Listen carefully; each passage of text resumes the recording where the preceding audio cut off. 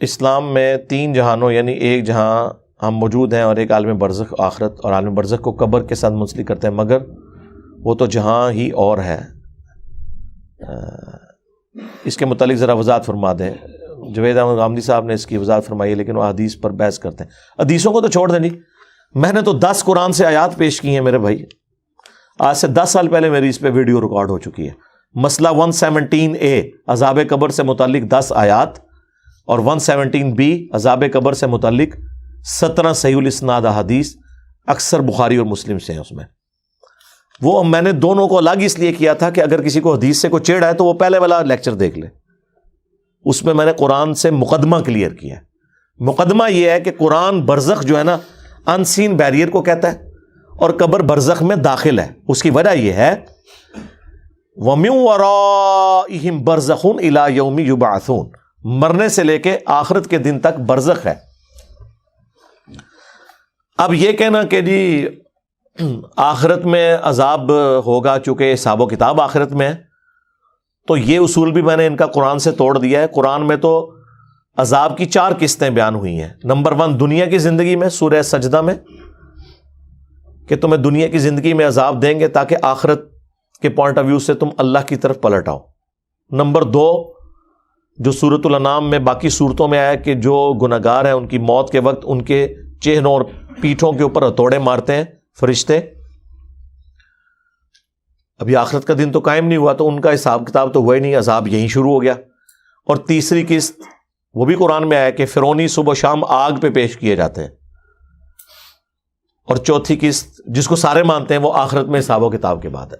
یہ جو تیسری قسط ہے نا کہ فرعونی صبح و شام آگ پر پیش کیے جاتے ہیں، حالانکہ بھی آخرت قائم نہیں ہوئی، اس کو امام بخاری نے صحیح بخاری میں چیپٹر کی ہیڈنگ بنایا ہے۔ عذاب قبر کا جو چیپٹر بند ہے نا اس کے اوپر انہوں نے یہ آیت لکھی ہے کہ یہ آیت ثبوت ہے کہ عذاب قبر برحق ہے۔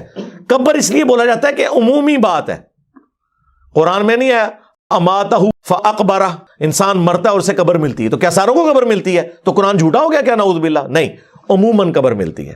وہ قبر مچھلی کا پیٹ بھی ہو سکتا ہے، شیر کا پیٹ بھی ہو سکتا ہے، سمندر کی گہرائی بھی ہو سکتی ہے، زمین میں راکھ کا بکھرنا بھی ہو سکتا ہے، ایئر کریش میں راکھ کا بکھرنا بھی ہو سکتا ہے۔ یہ ساری قبریں ہی ہیں، اس لیے اس کو کمبائنڈ آپ برزخ کہتے ہیں، ٹھیک ہے؟ تو اس کو جھگڑا کرنے کی ضرورت نہیں ہے۔ آپ غامدی صاحب کو یا مجھے چھوڑیں، قرآن و سنت کے دلائل کی بات کیا کریں، وہ آپ ویڈیو دیکھ لیں۔ قرآن میں متشابہات اور حروف مقطعات کی قیامت تک کے انسانوں کے لیے دعویٰ کو مشکوک نہیں کر دیتی؟ کیا اس طرح کی آیات سلمان رشدی جیسے فتنوں کا باعث نہیں بنتی؟ آپ کو پتہ ہی نہیں ہے کہ سلمان رشدی کا مسئلہ کیا تھا۔ اس سلمان رشدی کا نام لے کے ہی آپ نے معاملے کو خود ایمبیگوس کر دیا۔ سلمان رشدی کو تو یہ مسئلہ ہی نہیں ہے، نہ متشابہات سے نہ حروف مقطعات سے، اس کا تو مقدمہ ہی کچھ اور ہے، اس کا مقدمہ قرآن پہ تو نہیں ہے، اس کا مقدمہ تو احادیث کے پوائنٹ آف ویو سے وہ چیز ہی کچھ اور ہے۔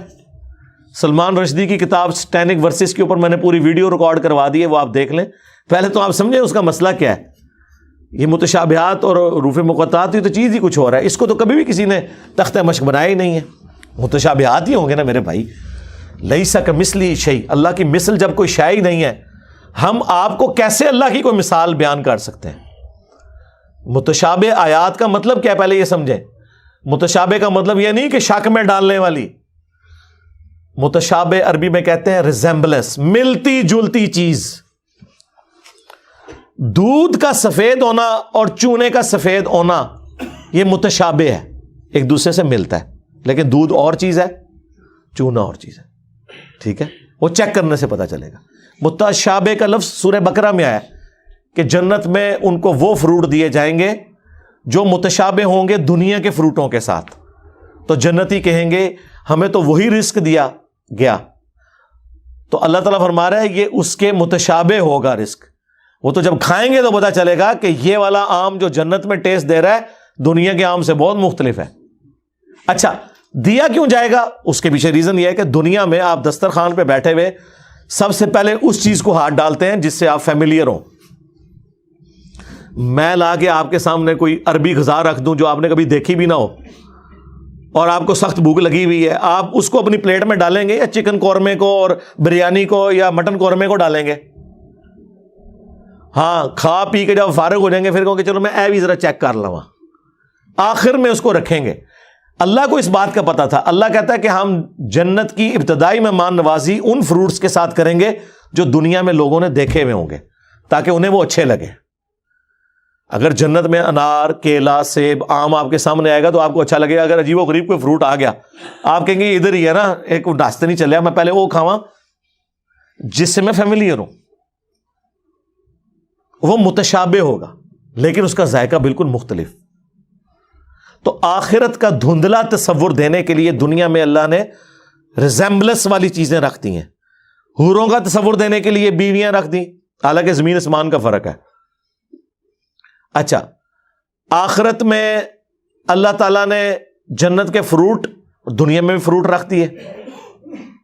پھر اللہ کی جو اپنی صفات ہے، اللہ بھی دیکھتا ہے، ہم بھی دیکھتے ہیں، لیکن ہمارے دیکھنے میں اللہ کے دیکھنے میں فرق ہے.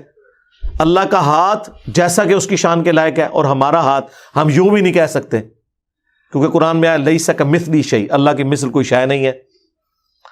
اللہ کا عرش پر استوا فرمانا ہم اس کے لیے مثال دے ہی نہیں سکتے، جس طرح میں کرسی پہ بیٹھا ہوں، اللہ کی مثل کوئی شے ہی نہیں ہے. ٹھیک ہے، تو یہ ذہن میں رکھیں، یہ متشابہ ہے. تو یہ متشابہات کے بارے میں سورہ آل عمران کی آیت نمبر 7 ہے کہ قرآن کی آیات دو قسم کی ہیں، ایک محکمات ہیں اور وہ ام الکتاب وہی ہیں. قرآن خود کہہ رہا ہے کہ تم نے انہی آیات کو لے کے چلنا ہے. دوسری متشابہات ہے جو صرف سمجھانے کے لیے بتایا گیا، اور اس کا مقصد یہ نہیں تھا کہ آپ اس کا مطلب تلاش کرو. قرآن میں اسی آیت میں سورہ آل عمران 7 نمبر میں آیا کہ جو ان آیات کے پیچھے پڑھتے ہیں تاکہ اس میں کوئی ٹیڑھ پن تلاش کرے، ان کے دل جو ہیں وہ ٹیڑھے ہو چکے ہوئے ہیں.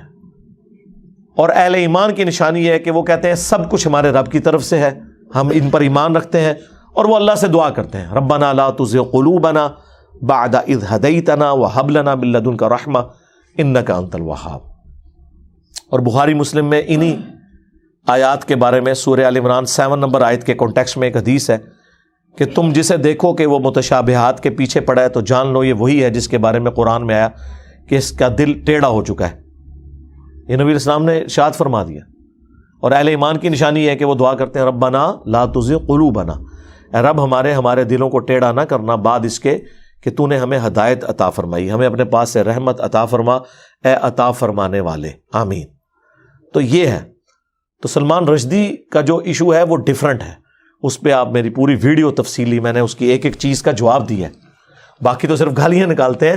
میں نے اس کا مقدمہ پیش کیا، وہ کیا چاہ رہا ہے، کیوں اس نے کہا، کس چیز کو اس نے بنیاد بنایا، اس میں ہم نے کیسے ریبٹل کرنا ہے. اس میں نے کئی قرآن کی آیات اس کے جواب کے طور پر پیش کی، اس نے جو ڈنڈی ماری تھی وہ ڈسکس کی الحمدللہ. باقی صرف سر کی قیمتیں رکھتے ہیں، ہاں پتلے جلاتے ہیں، علمی بات کوئی نہیں کرتا.